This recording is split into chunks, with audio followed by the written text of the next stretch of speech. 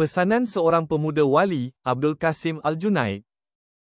Imam Abdul Qasim Al-Junaid R.A. bercerita, sekali peristiwa ketika aku pergi naik haji ke Baitullah Al-Haram dan juga untuk menziarahi makam Nabi alaihi salatu wassalam, sedang aku dalam perjalanan menuju ke sana, tiba-tiba terdengar oleh telingaku suatu suara rintihan yang melas serta sangat menyayat hati, yang pada anggapanku tentulah suara itu datangnya dari hati seorang yang remuk redam.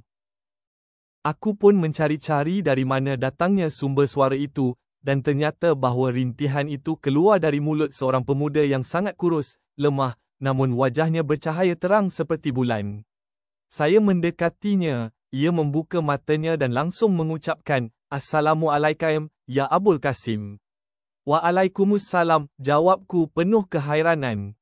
"Nak, siapakah yang memberitahukan namaku kepadamu, sedang kita belum pernah mengenal satu sama lain?" Aku bertanya kepadanya, "Wahai Abul Qasim, saya telah mengenali bapa sejak di alam roh, dan Allah lah yang memberikan nama bapa kepadaku.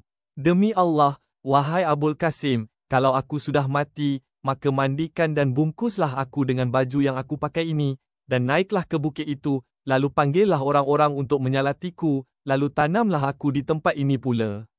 Hanya Allah lah yang akan membalas segala kebaikan bapa."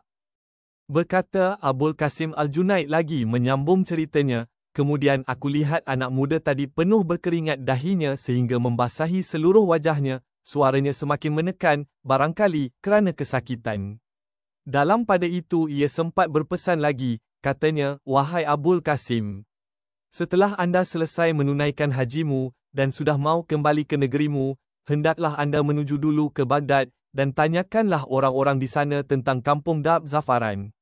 Setelah tiba di kampung itu, tanyakanlah pula tentang ibuku dan putraku serta sampaikanlah salamku kepada mereka.' 'Baiklah,' jawabku. Anak muda itu kemudian merintih makin lama makin lemah. Dan tak lama sesudah itu pulanglah Taka Rahmatullah dengan tenangnya, sedang wajahnya tampak semakin bercahaya. Saya pun memandikannya, kemudian mengafankannya dengan bajunya. Sesudah itu saya naik ke atas bukit dan berseru dengan suara keras sekali, 'Wahai orang-orang sekalian, marilah kita bersama-sama menyalati mayat asing ini.' Tiba-tiba datanglah beribu-ribu orang dari segenap penjuru, seperti ulat layaknya, sedang wajah-wajah mereka bagaikan terangnya cahaya bulan purnama. Kami pun menuruti bersama menyalati mayat itu, kemudian menguburkannya. Setelah selesai penguburan mayat itu, maka dengan serta-merta pula, hilanglah ribuan orang-orang tadi secara mendadak dan tanpa ada bekasnya. Saya benar-benar kehairanan atas kejadian itu, juga atas kemuliaan mayat yang tidak saya kenal sebelumnya. Selesai ibadat haji, saya pun segera pergi ke Baghdad, dan terus menuju ke kampung Dab Zafaran. Setelah menemukannya tampak di lorong-lorong kecil kampung itu ada anak-anak sedang bermain-main. Tiba-tiba seorang dari antara mereka memandang tajam kepadaku, seraya mendekatiku, dan berkata, 'Assalamualaikum, ya Abul Qasim. Mungkin kedatangan tuan untuk memberitahu tentang kematian ayahku, agaknya.' Hatiku terkejut mendengar pertanyaan anak kecil itu. Alangkah tepatnya apa yang ia katakan, padahal ia masih demikian kecilnya. Kemudian menuntunku ke sebuah rumah, lalu mengetuk pintunya. Seorang wanita tua membukakan pintu, dan alangkah terangnya wajah wanita tua itu, dan alangkah salihah ia tampaknya. Saya mengucapkan salam kepadanya. Pun segera membalasnya, lalu menangis terisak-isak.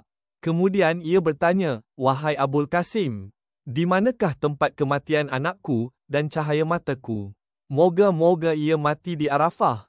Jawabku, 'Tidak.' 'Apakah di Mina?' Jawabku, 'Tidak.' 'Di Muzdalifah?' Jawabku, 'Tidak.' 'Habis di mana?' Tanya ibu itu. 'Di padang pasir, di bawah pohon.'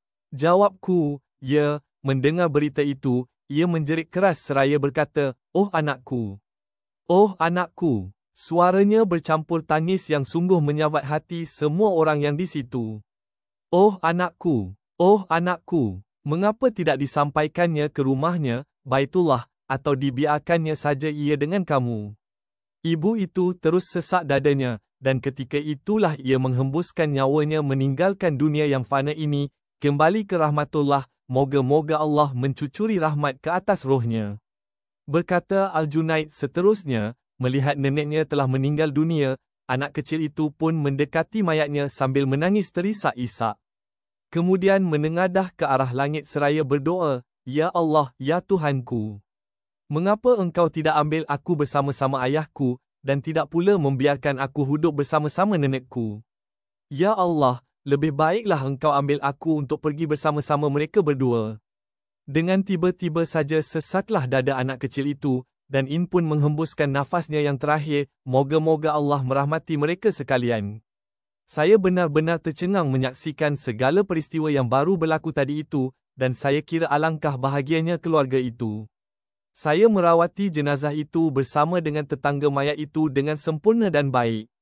Setelah kami menguburkan jenazah-jenazah itu, maka dengan hati yang penuh sedih dan hiba, saya meninggalkan kubur-kubur mereka.